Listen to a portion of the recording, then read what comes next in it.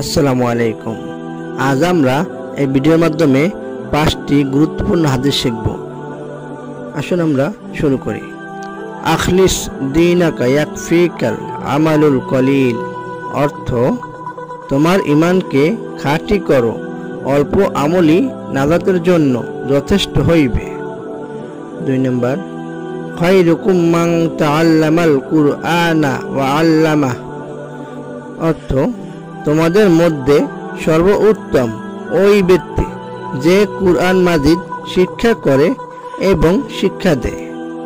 3 নম্বর, তলাবুল ইলমি ফারিদাতুন আলা কুল্লি মুসলিম, অর্থ দ্বীনি ইলম তলব করা প্রত্যেক মুসলমানের উপর ফরজ।